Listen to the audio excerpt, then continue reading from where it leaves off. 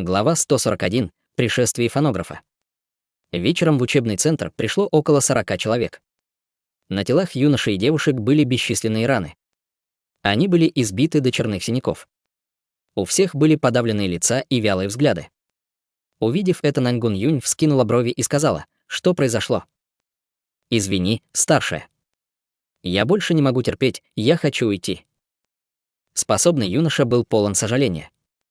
Он смотрел на Нангун Юнь с восхищением, потому что преклонялся перед ее чувством справедливости. Каждый раз, когда над кем-то издевались, она улаживала конфликт.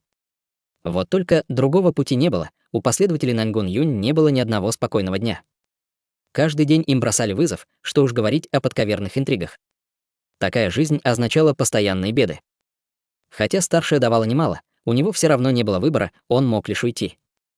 Лицо Нангун Юнь не изменилось. Это был один из 10 лучших учеников двора Багровой птицы, и если он уйдет, разве она будет счастлива? И юноша вздохнул. Я верну все, что получил в дадзё, и даже тайно передам деньги, но я действительно больше не могу здесь оставаться. Надеюсь, старшая, ты можешь понять мое положение. Я не виню тебя, ты не должен ничего компенсировать. Покачала головой Нангун Юнь. Ты можешь идти. Спасибо, старшая. Он испытал облегчение. Наконец-то он свободен. Он быстро покинул дадзё. Нангун Юнь осмотрела прибывших. Боевой дух был крайне подавленным. Она громко спросила: «Кто еще хочет уйти? Можете сделать это сейчас». Вперед вышла небольшая группа людей, среди них было 4 известных личности Академии. Нангун Юнь даже не пыталась их задержать. Как я говорила раньше, дадзё Цилинь не ограничивает свободу человека. Ребята, если вы действительно больше не можете оставаться, тогда не стесняйтесь. Уходите сейчас, все были в восхищении.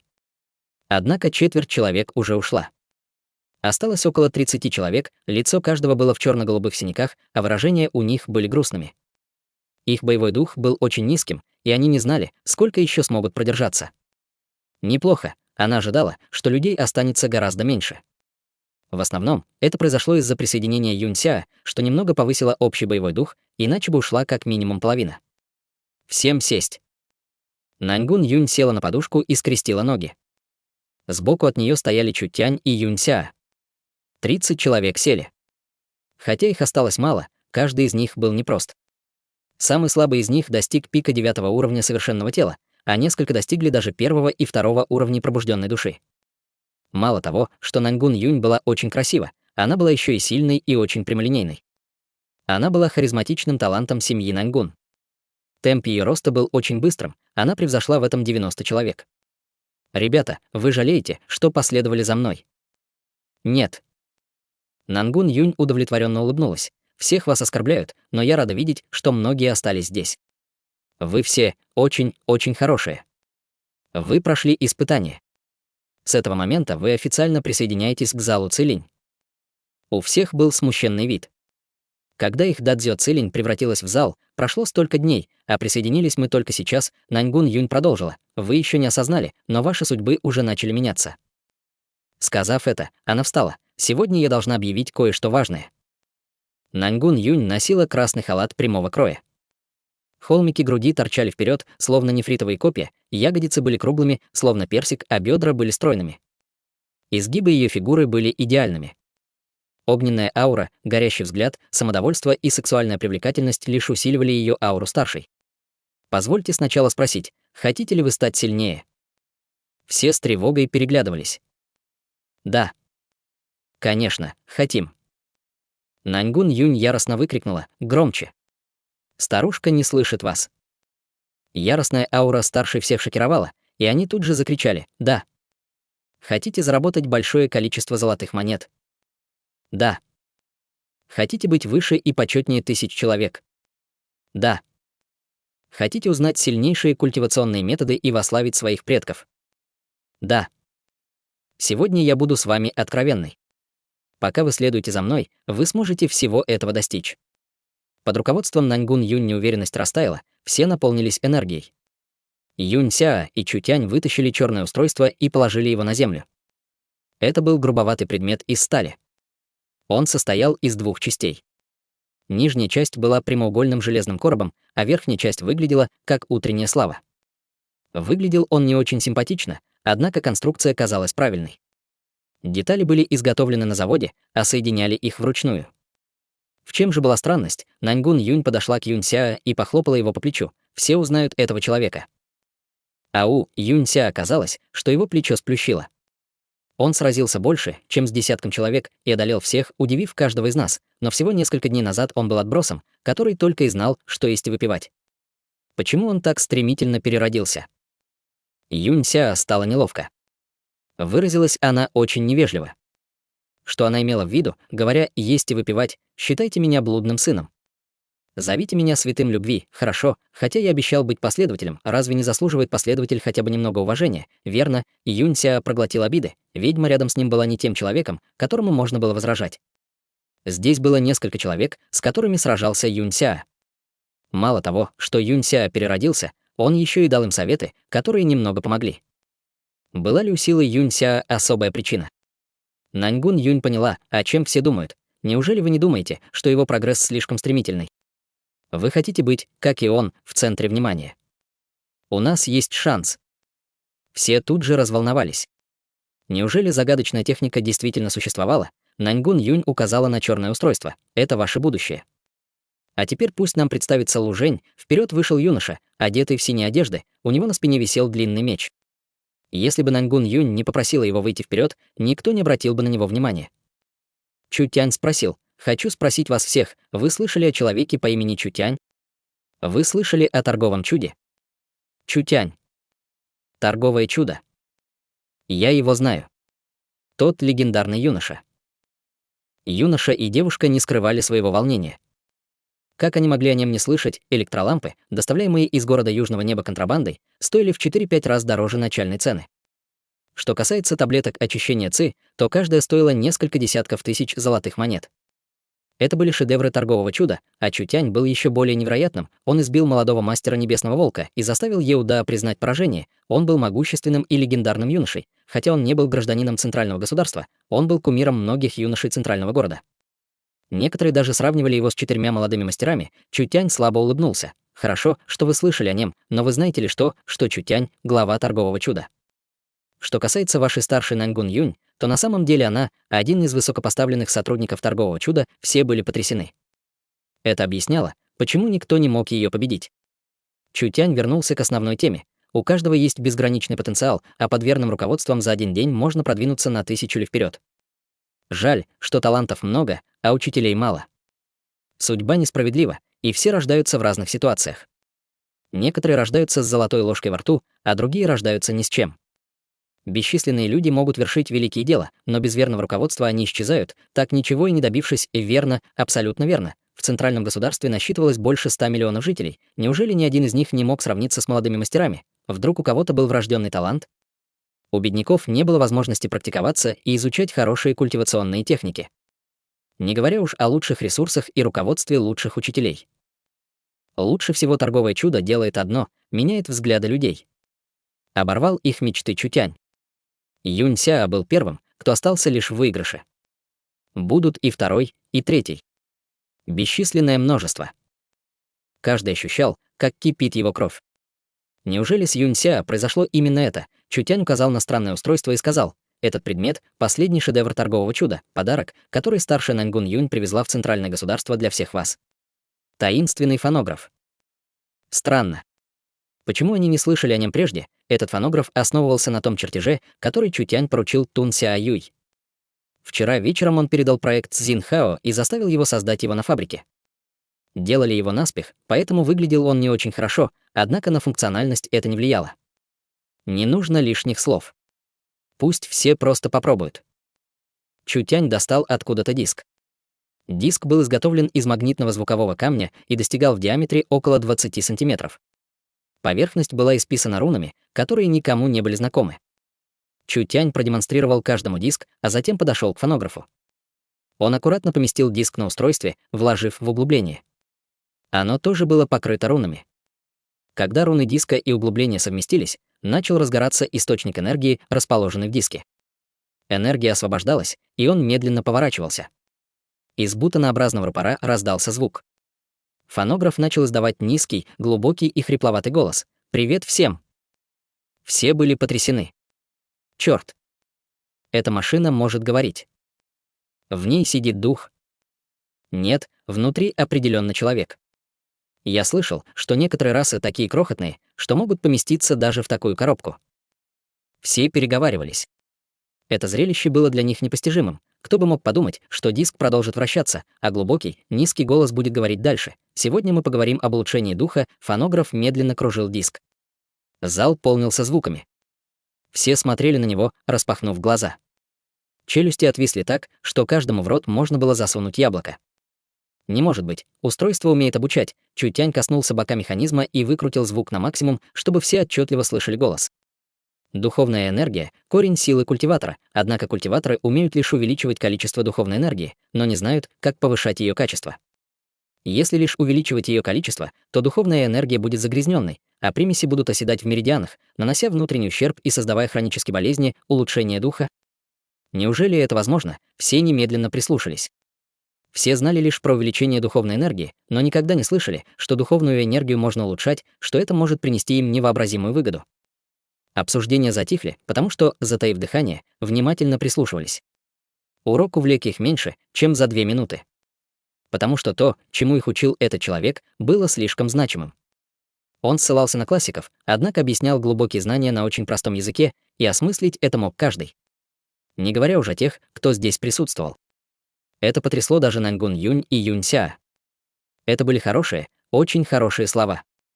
Даже знаменитые учителя Центральной государственной академии не могли читать такие лекции. Это была лекция истинного эксперта, урок длился 45 минут. Голос говорил непринужденно, от начала и до конца.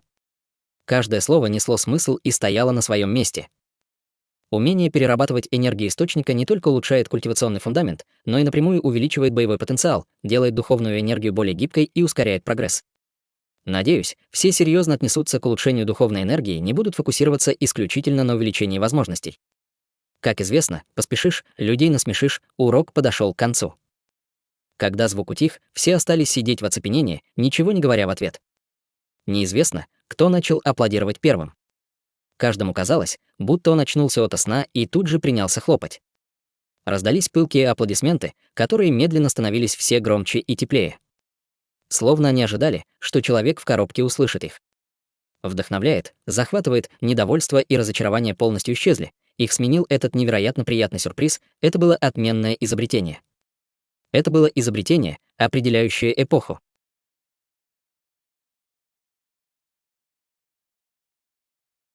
Глава 142. Самые дорогие курсы за всю историю. Чтобы все успокоились, потребовалось время. Почему эта коробка умеет говорить? Впрочем, это было неважно. То, чему научила эта коробка, было серьезным знанием. С ней не мог сравниться даже лучший учитель Центральной государственной академии. Замечательный вид, мудрые слова. Идеально, слишком идеально. Было бы здорово послушать его снова. Все начали переговариваться, а лица их наполнились приятным удивлением и волнением, потому что они разглядели возможность. Возможность изменить судьбу, которая возникает один раз в жизни. Пожалуйста, успокойтесь. Я понимаю, что вас одолевают сомнения, но сейчас я постараюсь их разрешить. Чутянь достал диск, держа обеими руками, поднял, чтобы все его увидели. Этот небольшой диск может сохранять звук, а это устройство может воспроизводить его. Поэтому оно называется фонографом.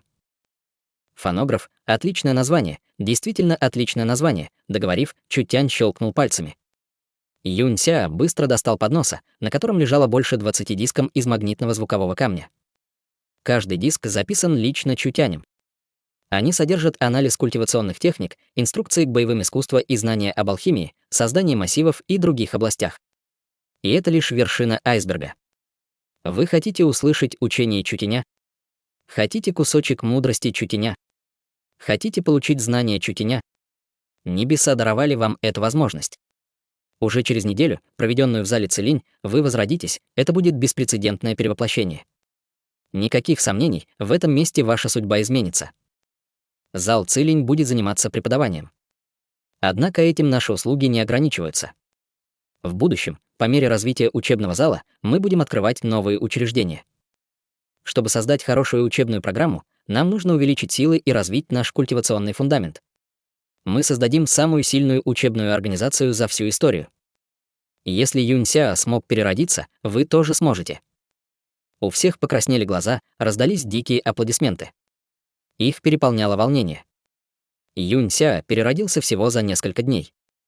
Из ловеласа он превратился в талант с безграничным потенциалом. Если он мог это сделать, то неужели у нас не получится? Наньгун Юнь была полна восхищения Чутянем. Хотя он не сможет учить каждого лично, с помощью фонографа он, записывая уроки, сможет учить их косвенно. Это поможет торговому чуду привлечь талантливых людей, расширить влияние и заработать серьезный доход. Один выстрел убивал 3 зайцев. Она понятия не имела, как он до этого додумался. Записав урок Чутяня 1 раз, они смогут выпускать десятки тысяч экземпляров. Их стоимость нельзя было измерить деньгами. Студенты не могли устоять перед этим соблазном. Что такое деньги, если зал Цилинь дарил человеку новое будущее? Этот класс станет самым разорившимся классом за всю историю центрального города. Глядя на толпу, которую переполняли волнение и радость, она уже видела будущее зала Цилинь. Возможно, в будущем эти люди оглянутся и поймут, как им повезло, что они присоединились к залу Цилинь. Голос Чутяня изменился. В мире не бывает бесплатной еды. Зал Цилинь будет взимать плату за обслуживание. Одно предложение всех успокоило. Верно, у торгового чуда нет причин обучать их бесплатно. А зал Цилинь не обязан предоставлять им льготы.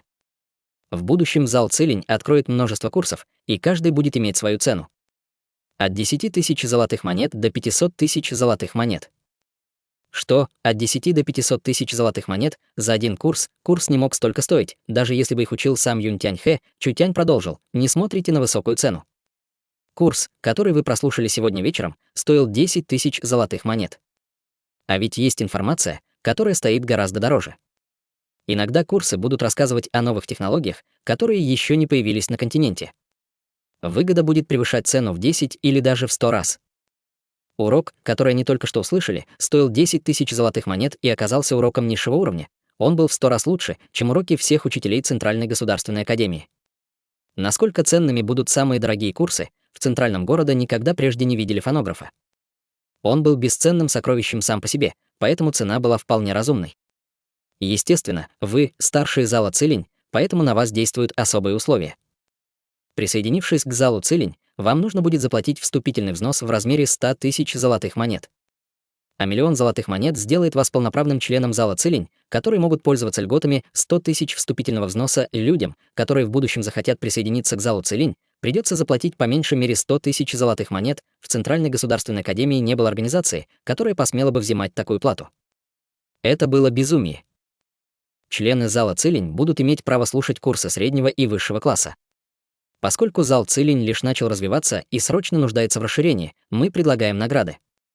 Если кто-то приведет постороннего, который еще не слышал этот курс, ваш взнос сократится вдвое. Если вы приведете в зал Цилинь 50 человек, вы получите не только большое количество скидок на обучение, вы получите 8% скидку на покупки. Все курсы низшего класса будут стоить вдвое меньше. Если вы приведете в зал Цилинь 100 человек, вы сможете пользоваться не только льготами, что упоминались ранее, но и получите 10% скидку на фонограф ограниченного тиража. Также вы получите 5 бесплатных дисков с курсом низшего класса и получите право создать филиал зала Цилинь. Ряд преимуществ всех ошеломил. Неважно, член вы академии или нет, зал Цилинь будет относиться ко всем беспристрастно, и каждый сможешь приводить в зал Цилинь друзей и родственников. Могут присоединиться все желающие, если только они не члены семей Чу, Ло и Е. Продолжил Чутянь. Хотите больше знаний? Хотите больше прибыли? Тогда просто сделайте это. Теперь я хочу показать темы, которые мы будем изучать завтра. Юнься развернул к публике доску со списком. На большой доске золотым были написаны названия курсов. 36 основных техник алхимии номер 1 — 20 тысяч. 36 основных техник символов номер 1 — 20 тысяч. 36 основных боевых искусств номер 1 — 20 тысяч. 81 основная техника массива номер 1 — 30 тысяч.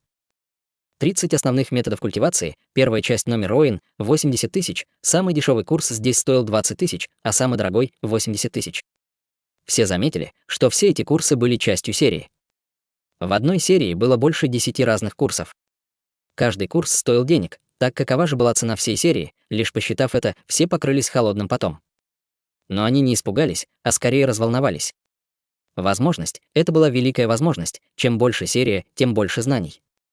Если они смогут прослушать все курсы, какой будет их трансформация? Чем больше денег они потратят, тем больше у них появится возможностей. Как старшие зала Цилинь, они могли приглашать других, получая взамен большие скидки. Все обратили внимание на то, что все эти курсы низшего класса, курсы среднего и высшего класса должны были быть гораздо серьезнее. Знания — это были знания, просто море знаний. Но, как и всегда, на покупку всех этих знаний требовались деньги, Чутянь договорил. Наньгун Юнь еле подавляла возбужденное сердцебиение. Ее лицо покраснело, она встала и громко закричала: «Вы слышали это? Не говорите, что старшая не дает вам ничего хорошего. Скорее! Вам уже дали возможность. Рекламируйте зал Цилинь, приводите новых людей. Сможете ли вы заработать деньги и стать карпом, что прошел через ворота дракона, зависит лишь от вас». Есть. Все сразу ушли. Они напоминали стадо голодных волков, разыскивающих добычу и пропитание. Наньгун Юнь обратилась к Чутяню: «Босс, ты не слишком жесток? Десятки тысяч за один курс. Разве люди будут их слушать? Ты должен знать, что для обычного культиватора 10 тысяч — огромная сумма. На них можно прожить хоть всю жизнь». Юнь Ся тоже считал, что Чутянь слишком беспощаден. Даже такой знаменитый мастер, как его дедушка, не посмел бы установить такие цены. Разве это не оттолкнет людей? Цена, запрошенная Чутянем, превышала все пределы. Даже для базового курса на одном курсе он мог заработать не больше 1 миллиона. Кто придет сюда? Разве завтра учебный зал не будет пуст? Кто мог подумать, что Чутяня это даже не волнует? Что ты понимаешь?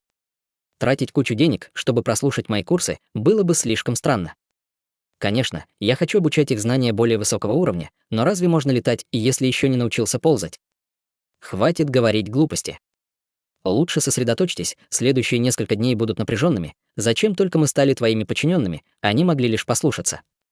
Это место и так было почти мертвым, так что хуже бы не стало. То, что записал Чутянь, было лишь основой основ. Чутянь не придумал ничего нового, он лишь зачитал базовые учебники будущего, которые запомнил.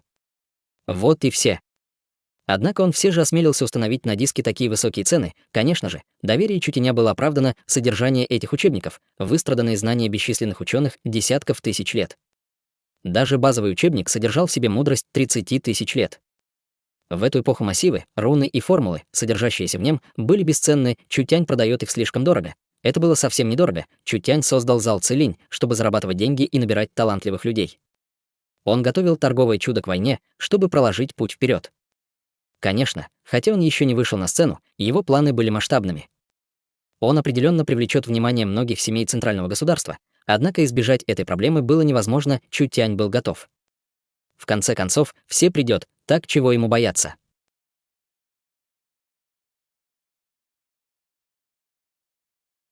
Глава 143. Зал Цилинь.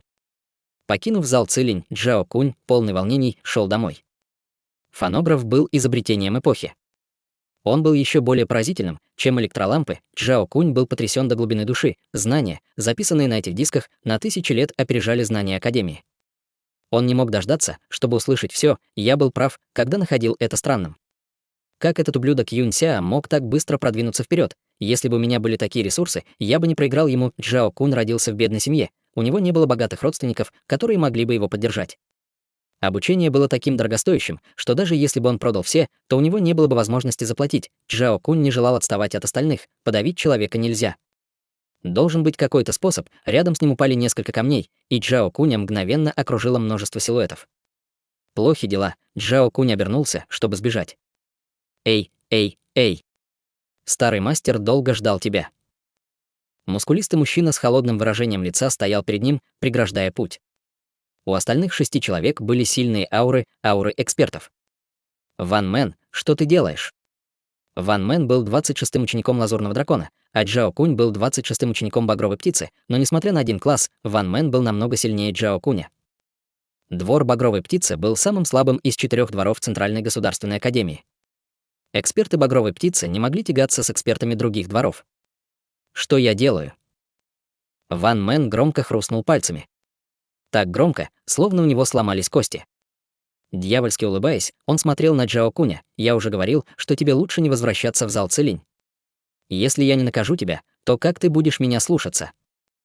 Черт, они действительно хотят втянуть его в неприятности. Ван Мэн был достаточно силен, чтобы справиться в одиночку, не говоря уже о людях, которых он с собой привел. «Босс, почему ты говоришь с ним?» и забьем его так, что он встать не сможет.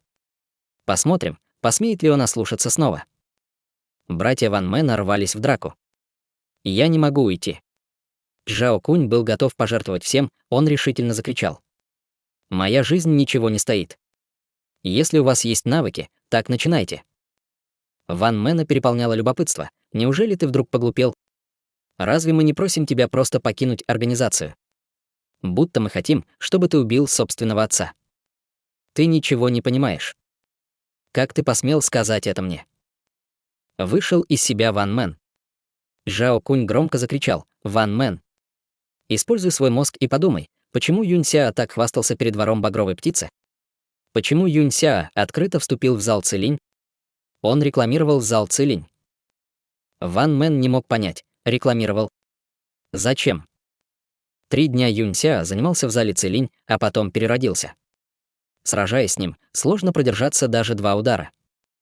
Это правда. Ван Мэн был потрясен. Ты не веришь мне. Засияли глаза Чжао Куня. Как насчет сделки? Завтра в зале Цилинь будет несколько занятий, рекомендую пойти и послушать. Каждый курс стоит 20 тысяч золотых монет. Чёрт! Разозлился Ван Мэн. 20 тысяч за 1 курс? Ублюдок, ты меня дураком считаешь. Всем в атаку. Побейте его. Чжао Кунь был готов на жертвы. Я заплачу за тебя. Ван Мэн был ошеломлен.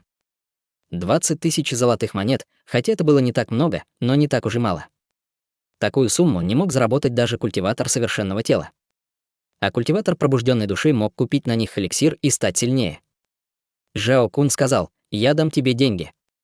Если будешь доволен, то просто вернешь их обратно.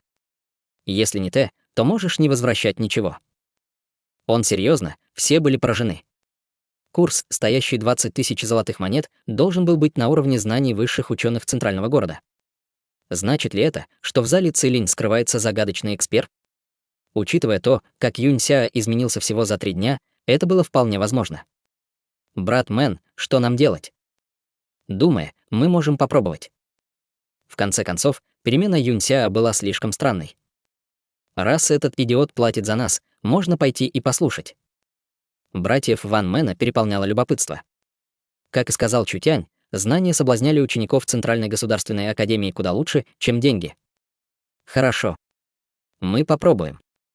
Если я узнаю, что это лишь глупости, я тебе почки отобью. Чжао Кунь вздохнул. Он избежал суда. Ван Мэн и его братья ушли. Вернувшись во двор Лазурного дракона, они обнаружили, что люди бурно что-то обсуждают. Ты слышал? В академии появилось загадочное сокровище. Сокровище. Что за сокровище? Оно называется фонограф. Он может записывать все, что говорит человек. Говорят, есть великий мастер, который через эти записи обучает людей. Ты серьезно? Даже не сомневайся, я лично это видел. Говорят, Юнь Сяо переродился, потому что послушал эти уроки. Это правда. Почему бы нам не заглянуть туда? Отряд Ван Мэна был потрясен. Этот мальчишка им не лгал. Всего за 1 вечер новости распространились по всей академии. Знатные ученики, вернувшись из зала Цилинь, обратились к друзьям и семьям, чтобы заинтересовать и их. Приведенные люди могли принести им немедленную выгоду. И неожиданные выгоды тем, кого они привели. Невозможно было не подняться, пользуясь ресурсами зала Цилинь. Конечно же, они получат много преимуществ. Фонограф. Что это такое? Никогда прежде они такого не слышали. Десятки людей распространяли занимательные слухи. Как это устройство может говорить? Очень странно. По какому принципу работает этот фонограф, распространилась и еще одна новость. Юнь Сяо переродился и смог стать вторым учеником багровой птицы именно из-за фонографа. Невероятно. Все начали расспрашивать, пытаясь узнать, откуда взялись эти слухи. Из зала Цилинь, что принадлежит двору багровой птицы, это был весьма посредственный учебный зал, но набор их курсов стоит так дорого. Одно это заставляло кровь кипеть, однако Юнь Сяо, выступивший в роли живой рекламы, и загадочный фонограф выбили из голов мысли о дорогостоящих курсах. Нашлись обеспеченные люди, которые решили попытаться следующее утро. Это был первый рабочий день зала Цилинь, что за паршивый учебный зал. Ван Мэн вошел в сырой зал Цилинь и осмотрелся. Все сломано, а они еще смеют заниматься бизнесом. Проигнорировав его, Чжао Кунь внес плату за обучение. Иди сюда. Сегодня их ждало 5 уроков, а 3 из них стоили по 20 тысяч золотых монет. Жао Кунь выбрал 36 базовых боевых искусств. Зал занимал большую площадь, где лежало 20-30 подушек. Лица у многих были знакомыми, но некоторые пришли только сегодня. Юнь Ся зевнул и подошел, ковыряя пальцем в ухе. «Сядьте. Все сядьте. Всем тихо». Все сразу же закрыли рты. В академии он был знаменитой личностью, и никто не смел оскорблять его. Юнь Ся, появившийся в зале Цилинь, подтвердил услышанные слухи и наполнил новичков волнением. Он вынес в центр грубо сделанный фонограф. «Приготовьтесь. Начнем». Юнь Ся бережно поместил на фонограф диск из магнитного звукового камня и активировал массив фонографа. Как только фонограф заработал, раздалось статичное шипение. В зале стояла тишина, люди опасались даже моргать. Все внимательно слушали. Наконец из трубы фонографа раздался низкий, глубокий и отчетливый голос. «Всем добрый день».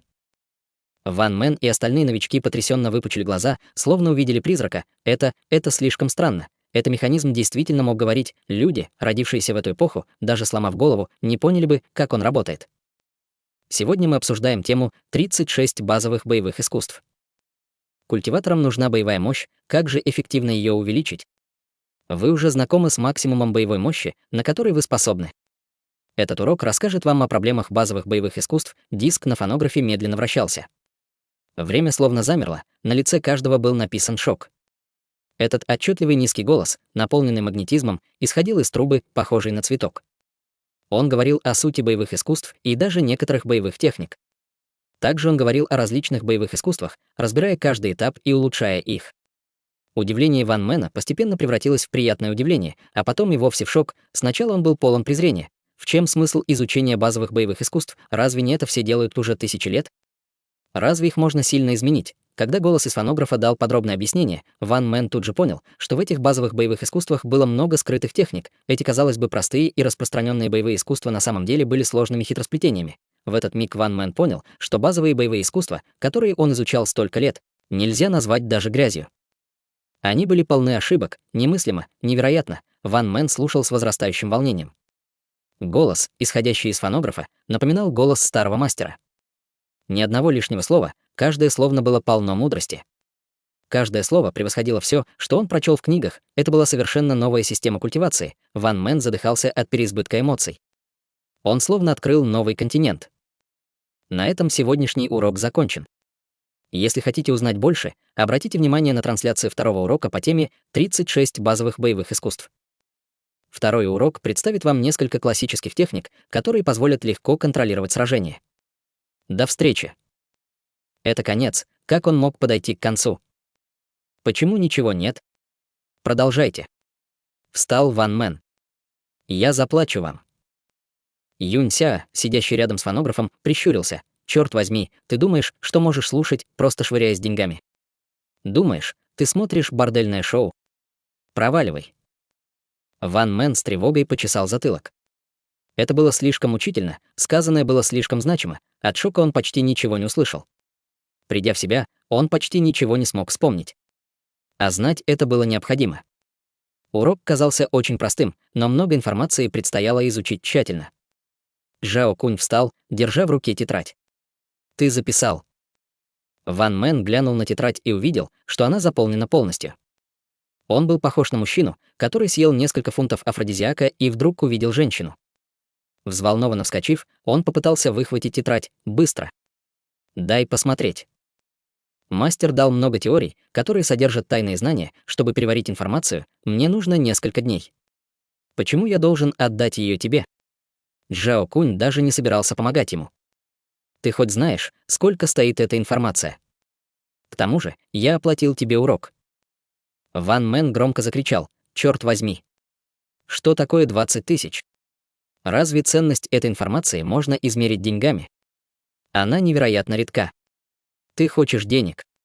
У меня есть деньги. Я куплю тетрадь за 100 тысяч золотых монет. Просто дай посмотреть. Я тоже хочу. Я тоже. У моей семьи есть деньги, позволь мне хотя бы взглянуть. Его толпой окружили люди Ван Мэна. Проклятие. Ван Мэн яростно посмотрел на них. Подумайте хоть немного. Кто здесь босс? Дайте мне дорогу. У Ван Мэна была репутация, поэтому никто не смел пойти против его слов. Конечно, это была привычная ситуация. Сегодняшние события полностью превзошли их ожидания. Молодой мастер Ван Мэн действительно слишком высокомерен. Мне даже смотреть на тебя было неприятно. Теперь мы будем людьми зала Цилинь, так что нам придется разойтись. Ты совершенно прав. Он смел бить людей зала Цилинь, так что связываться с ним мы не будем. Он посмел бить членов зала Цилинь. Ты избивал наших товарищей, мы не можем с тобой сосуществовать. Ван Мэн едва не взорвался от ярости. Эти дураки забегают вперед. Когда я избивал членов зала Цилинь, разве вы не принимали в этом участие? А теперь вы уходите, сбросив с себя вину. Предательство — норма, но вы хотите, чтобы за все ответил я. Отлично. Если по этой причине он не сможет присоединиться к залу Цилинь, разве это не лишит его жизни?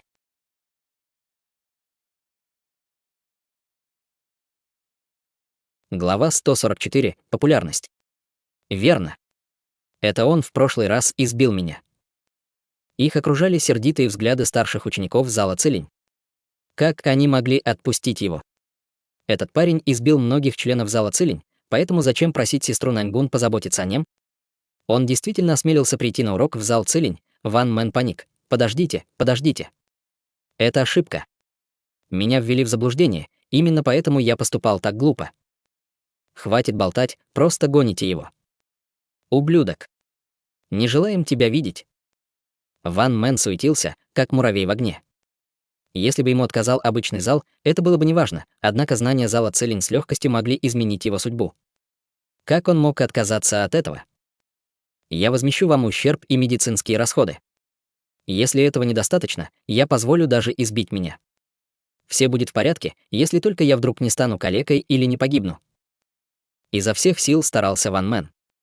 Хорошо, хватит сердиться. Чжао Кунь увидел, что всех переполняет негодование, поэтому решил сыграть роль миротворца. Раз он готов компенсировать ущерб, просто позвольте ему это сделать. Зал Цилинь лишь начал свой рост, поэтому будет хорошо, если наш враг станет нашим другом. Покрывшись потом, Ван Мэн кивнул. Верно. Верно. С сегодняшнего дня мы будем семьей. Если кто-то захочет пойти против зала Цилинь, тогда им придется пойти против меня, Ван Мэна. Чжао Кунь был довольно влиятельным членом зала Цилинь, поэтому уважать его должен был каждый. «Парни, вы хотите присоединиться?» Посмотрел на них Чжао Кунь. «Тогда заплатите сначала 100 тысяч в качестве вступительного взноса». 100 тысяч. Это было многовато. Они никогда не слышали про учебный зал, который взимал за вход такую большую плату. Думаете, эта трата причинит вам страдания? Позвольте кое-что сказать. О преимуществах зала Цилинь. 50 тысяч золотых монет считаются платой за обучение, и деньги за лекции будут вычитываться из этой суммы. Членский взнос, который вы будете платить каждый месяц, будет храниться в качестве платы за обучение. Став одним из нас, вы получите право слушать курсы среднего и высшего уровня. Неужели это дорого? Ван Мэн тут же сказал: недорого. Недорого. Даже слишком дешево. Я заплачу. 100 тысяч. 50 из них будут платой за обучение. К тому же, можно зарабатывать 5% от того, что тратит приглашенный тобой человек. Чжао Кунь посчитал, сколько получит, пригласив 7 человек. Разве не заработает он на этом 350 тысяч? Эти парни явно из обеспеченных семей, их семьи богаты, так что в зале Цилинь они будут серьезно тратиться, что принесет ему еще больше пассивного дохода. Зал Цилинь был не только хорошим местом для практики, но и хорошей возможностью для ведения бизнеса. Если Чжао Кунь сможет пригласить 100 человек, то не только заработает больше, но и получит право открыть филиал. Чжао Кунь ощутил, как закипает его кровь. Разве вчера он не беспокоился о деньгах? Похоже, у него появилось великое дело, за которое стоит сражаться. Преимущество. Лениво посмотрел на них Юнься.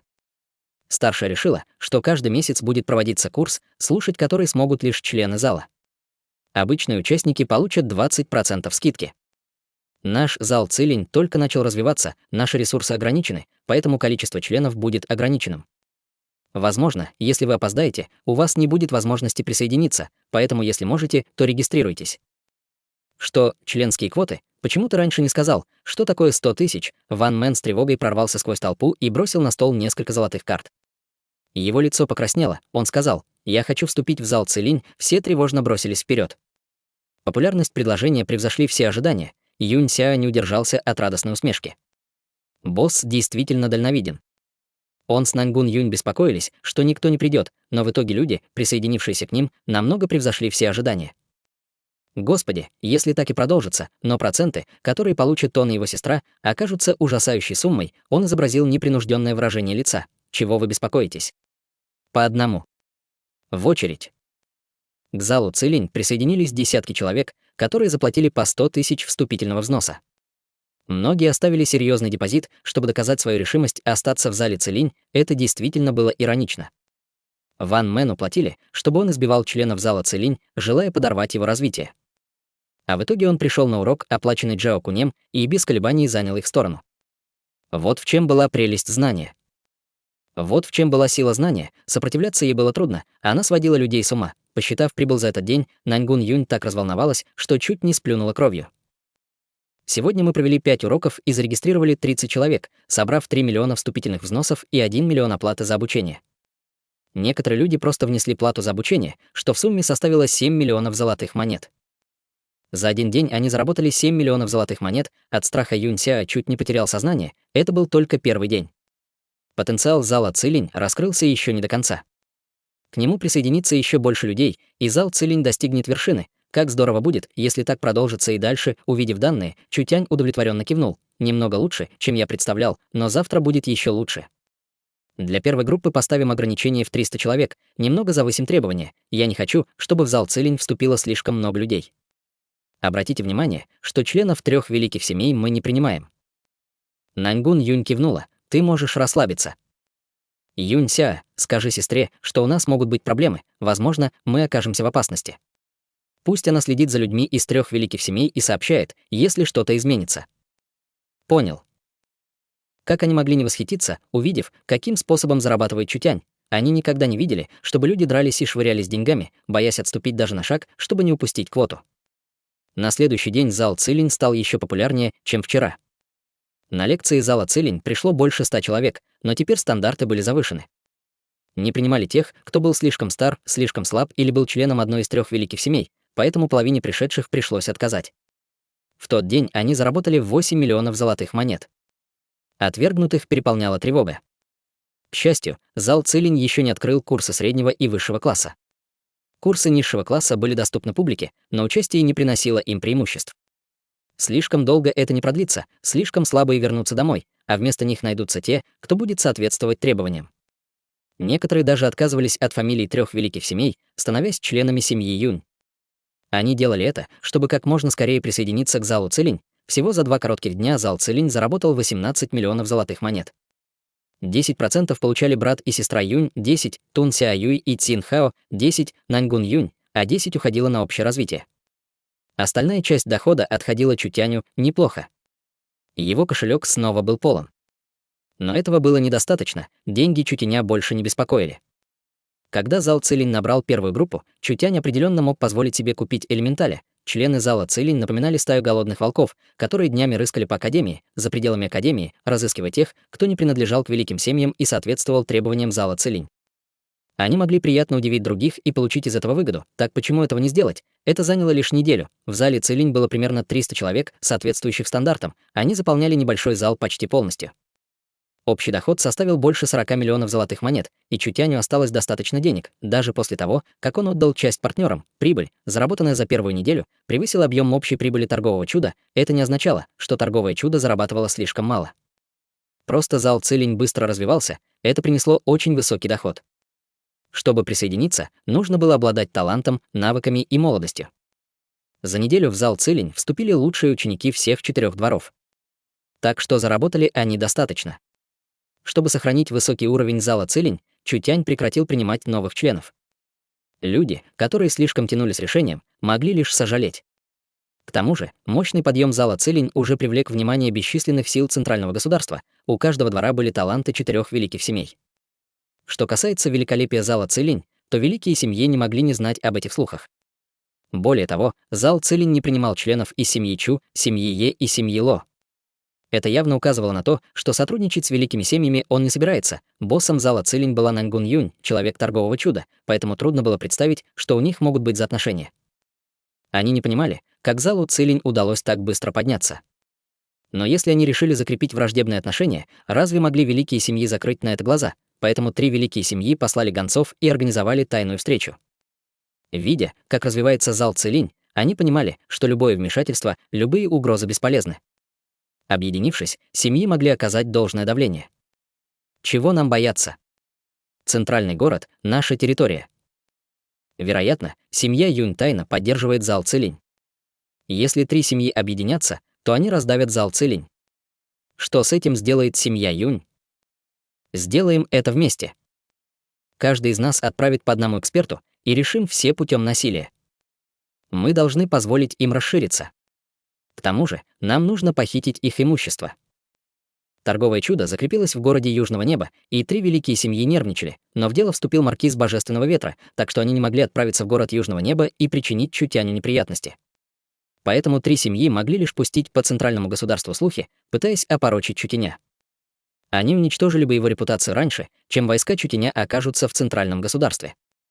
Однако уже через несколько дней торговое чудо укоренилось в центральном городе, но Чутянь даже не появился, стратегическое значение зала Цилинь было намного больше, чем его экономическая ценность. В зале Цилинь собрались сотни учеников из небольших и обычных семей центрального государства, которые обладали всевозможными талантами.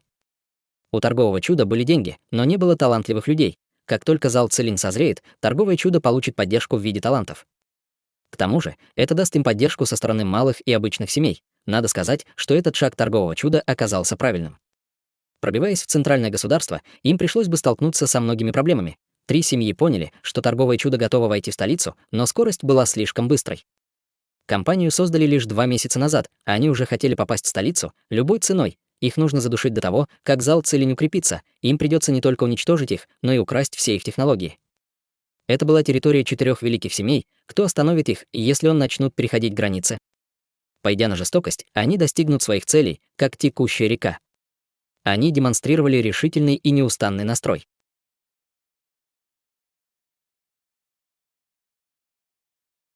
Глава 145. Серьезные неприятности. Пока 3 великие семьи тайно принимали решения, высококлассные члены Центральной государственной академии тоже проводили срочную встречу. Юнь Тяньхэ уже давно прибыл и занял кресло вице-директора. В Центральной государственной академии было в общей сложности 3 декана, 1 главный декан, 2 вице-директора и дисциплинарный директор. В конце концов, академия была школой, которую официально представляла страну Южного лета. Поэтому обычно решения принимали 2 вице-директора. Директор занимал более высокую позицию, однако повседневными делами школы он не занимался. Он показывал себя, лишь когда перед остальными вставал серьезный вопрос. Это чрезвычайное заседание проводил главный декан, который попросил всех прийти. Глаза Юнь Тяньхэ оглядели сидящих старцев. На лице каждого было такое серьезное выражение, словно их что-то беспокоило, только у Юнь Тяньхэ было непринужденное выражение лица. То, что произошло недавно, преподнесло Юнь Тяньхэ лишь приятный сюрприз. «Господин директор здесь». Вошел мужчина, которому было то ли 40, то ли 50. На голове у него была корона с зеленым нефритов, а одет он был в фиолетовый халат, вышитый светло-зеленым, и белую шелковую мантию.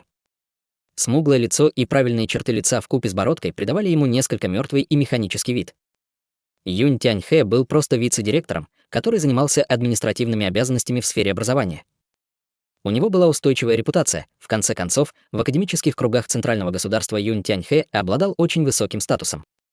Однако академия предназначалась для студентов, поэтому патриарх семьи не мог представлять целую школу. Фэн Юньху был директором Центральной государственной академии. Фэн Юньху был вице-мэром центрального города и играл роль главы академии. Его старший брат Фэн Юньлун был мэром. Они наслаждались такими высокими статусами лишь из-за того, что они были родственниками Фэн Юньтиня, маркиза Божественного ветра. Все тут же встали, чтобы поприветствовать его. «Приветствую, директор». Фэн Юньху подошел к креслу директора, его взгляд пробежал по присутствующим, и он спросил: «Все в сборе?» Похоже, вице-директора Ченя еще нет. Она всегда поступает по-своему. Почему она опаздывает на столь важную встречу? Как только он замолчал, температура в комнате понизилась, и все ощутили, как из коридора заползает сильный холод. Несравнимо морозный холод даже покрыл инеем чайные чашки, стоящие на столе. Вошла девушка. Всех окружила холодная аура. Словно там, где находилась эта девушка, все сковывало холодом. Простая юбка из черной ткани оттеняла ее нежную белоснежную кожу. Ее манеры были изящными, а рост высоким, судя по лицу, она была не старше 30. Глаза, словно морозная ночь, холодно светились. На прекрасном белом лице не было ни следа улыбки, будто ее лицо застыло. Холодно. Эта женщина принесла с собой холод. Такой холод больше подходил полярному айсбергу, который не тает тысячи лет. Фэн Юньху, который только что жаловался, вдруг немного смутился и взмахнул рукой. «Вице-директор Чэнь, пожалуйста, присаживайся». «Мы скоро начнем. Девушка в черном промолчала. Проигнорировав Фэн Юньху, она просто заняла свое место. Фэн Юньху уже привык к этому, поэтому не рассердился. Важный вопрос, о котором мы будем говорить сегодня, заключается в том, что вот-вот начнется соревнование Центральной государственной академии, которое проходит каждые 5 лет. Участвовать могут лишь 10 учеников, а традиция такова, что за 4 великими семьями закреплено по одному месту. Остальные 6 мест будут распределены после Великих игр Центральной государственной академии. Великие игры проводятся раз в 5 лет, и это очень важное событие. Они не только демонстрируют престиж академии, но и работают на наши главные интересы. Я считаю, что после долгих усилий дворы уже выбрали лучших кандидатов. Но мне кажется, что этот конкурс слишком ограничен. Он не позволяет нашим ученикам развивать мировоззрение и овладевать своими сильными сторонами. Все изменились в лице. Главный директор хочет изменить правила, это было важно, Фэн Юньху продолжил, поэтому я хочу внести незначительные изменения. Каждый двор отправит по 10 участников, а мы выберем из молодых культиваторов центрального города 2 группы, позволив им участвовать в наших великих играх. Это позволит ученикам получить практический опыт и даст шанс молодежи, которые еще не стали частью академии.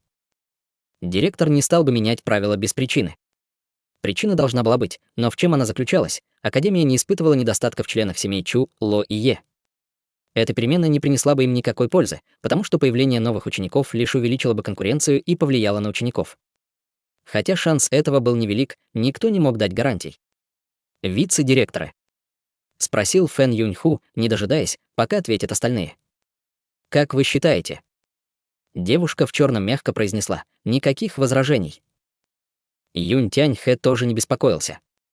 Эти перемены не затронут семью Юнь, потому что на Юнь Ся он не особо рассчитывал. Хотя он переродился, вряд ли он сможет стать участником первой шестерки. 2 группы культиваторов извне не сильно повлияют на учеников дворов. Мы можем попробовать «хорошо». Поскольку оба вице-директора не возражают, это изменение немедленно вступит в силу. Фэн Юньху даже не дал никому возразить. Увидев, что 3 главы согласны, уже никто не смел открыто высказаться против. Им пришлось молча одобрить это предложение. Временно добавить 2 группы людей. Это не окажет серьезного влияния. Вопрос решен. Решив самую серьезную проблему, Фэн Юньху посерьезнел. Однако есть и другой вопрос. Мне сообщают, что последние несколько дней ученики пропускают занятия. И это ученики высшего класса. На носу великие игры, и это немного неуместно, не так ли? Вы не хотите принять решение. Все были потрясены. «Я уже узнал, по какой причине ученики пропускают занятия», — сказал старший из семьи Ло. «Они собираются в учебном зале, чтобы слушать лекции». Что за ерунда? Фэн Юньху ничего не знал о ситуации, сложившейся в академии. Разве один из многих учебных залов может быть лучше Центральной государственной академии? Это место серьезно влияет на учебу учеников, поэтому давайте просто запретим. Хе-хе. Смущенно кашлянул Юнь Тянхэ. Директор об этом стоит поговорить, но сначала нам нужно тщательно все исследовать. Возможно, у зала Цилинь есть свои достоинства. Фэн Юньху с недовольством посмотрел на Юнь Тяньхэ, старший Юнь. «Ты здесь самый знающий, неужели тебе не знакома история Академии? Не думай, что я об этом не знаю. Это просто учебный зал, созданный небольшой семьей Наньгун, что великого у них может быть. Я и так не одобряю студенческие организации, а теперь они стали даже пропускать занятия, это нужно тщательно изучить». Зал Цилинь поднялся слишком быстро, и причиной этому точно был тот загадочный юноша. Юнь Тяньхэ отлично все изучил. Этот парень по имени Лу Жень. Почти наверняка был знаменитым гением Чутянем. Узнав про его настоящую личность, Юнь Тяньхэ встревожился. В центральном государстве Чутянь имел внушительную репутацию, но это была репутация злобного безумца. Безумцем его называли за храбрость. О злобе рассказывали слухи 3 великих семей. Этот юноша был непревзойденно талантлив, однако 3 великие семьи пожалели его, превратив в опасную бочку с порохом. Если бы Фэн Юньху присмотрелся к залу Цилинь, скрыть личность Чутеня было бы трудно. Юнь Тяньхэ встал и сказал: «Хорошо, тогда я лично этим займусь. Насколько я знаю, твой внук Юнь Сяо — важный член зала Цилинь», — мягко произнес Фэн Юньху. «Думаю, будет лучше, если ты, старший Юнь, передашь эту задачу другому, чтобы избежать подозрений». «Думаю. Как насчет того, чтобы поручить это вице-директору Чэнь?» Юнь Тяньхэ изменился в лице. «Что, пусть этим займется она». Все посмотрели на другого вице-директора. Если Юнь Тяньхэ представлял ученых, то Чэнь Бин Юй — воинов. Чэнь Бин Юй была самой младшей из 3 глав, но у нее был неизмеримый культивационный фундамент. Все это время она была холодна, как глыба льда, навевая холод на всех, кто ее окружал. Чэнь Бин Юй медленно открыла глаза. Когда она открыла глаза, температура в комнате на несколько градусов понизилась. Фэн Юньху побаивался этой женщины и долго не решался приказать ей. Он упрашивающим тоном спросил: «Как ты считаешь, вице-директор Чэнь?» 2 секунды Чэнь Бин Юй молчала, а затем холодно произнесла: «Хорошо». Лоб Юнь Тяньхэ покрылся холодным потом. Это конец. Чэнь Бин Юй называли ледяной королевой. Она словно была сделана изо льда и обладала властным характером. Всякий раз, когда Чэнь Бин Юй что-то делала, она делала это быстро, ей не хотелось тратить время. К тому же, она была другом Фэн Юнь Теня, маркиза Божественного Ветра. Благодаря рекомендации маркиза Божественного Ветра Чэнь Бин Юй стала вице-директором. Ни один эксперт центрального города, кроме маркиза Божественного Ветра, не мог похвастаться таким культивационным фундаментом. Она не уступала даже Юнь Тяньхэ. Если эта женщина захочет разобраться с залом Цилинь, даже Юнь Тяньхэ не сможет ее остановить. Медленно встав, Чэнь Бин Юй повернулась к выходу. Фэн Юньху искривил губы в слабой улыбке. «Старший Юнь, неужели ты не веришь в силы вице-директора Чэнь? Просто разреши ей приступить к делу». Фэн Юньху не желал оставлять зал Цилинь в покое. Юнь Тяньхэ покинул зал совещаний. К нему тут же бросилась Юнь Я. «Дедушка, я получила последние новости». 3 великие семьи хотят нанести Лужине удар. Юнь Тяньхэ перебил ее. Во-первых, не об этом стоит волноваться. Зал Цилинь в беде. Быстро сообщи молодому господину, что ему предстоит столкнуться с Чэнь Бин Юй. Что? Юнь Я оказалось, будто ее ударили молотом по голове. Так неприятностей гораздо больше. Я не могу ничего сделать сам, так что быстро предупреди Чутеня. Торопливо сказал Юнь Тяньхэ. Ты должна успеть. Если не успеешь, ничего не получится. Эта женщина холодна и жестока, а она не будет действовать без причин. Чутяню нужно было подготовиться, у него были серьезные неприятности. Юнь Я бросилась в зал Цилинь. Увидев, что Чутянь сидит там и культивирует, она подошла к нему, нависла над ним и сказала: «Закрой учебный зал на несколько дней, чтобы пережить шторм». Чутянь с любопытством спросил: «Что случилось? Разве ты не приказывал мне следить за 3 великими семьями? Они послали людей, скорее всего, попытаются уничтожить учебный зал». Лицо Чутяня было безразличным. «Разве у нас нет тебя?» Юнь Я была экспертом 4-го уровня пробужденной души. Чутянь не верил, что люди, посланные 3 великими семьями, окажутся сильнее Юнь Я. Юнь Я с тревогой сказала: «Я могу остановить посланников 3 семей, но есть еще кое-кто. Этого человека я остановить не могу. Даже дедушка не может. Старший Юнь не может. Кто же это такой сильный? Ты когда-нибудь слышал о Ледяной Королеве? Первый эксперт центрального города — маркиз Божественного Ветра, а второй — именно она. Невозможно, я не совершил ничего плохого, почему она доставляет мне неприятности?» Учебный зал открылся лишь неделю назад, однако они уже столкнулись с проблемой. Это действительно было неприятно. Члены 3 великих семей были не так уж важны, а с этой женщиной справиться было трудно. Если она действительно сделает ход, зал Цилинь может рухнуть. Закрыть учебный зал — неплохой план. Какое-то время мы сможем скрываться, глаза чуть и не блеснули. У меня есть немного рискованный план, но мы можем попытаться. Если он сработает, учебный зал получит еще 1 уровень защиты, и нам больше не придется беспокоиться о подобном. Юнь Я молчала. О чем только думает этот парень, он даже знает, что за пугающая личность — это Чэнь Бин Юй.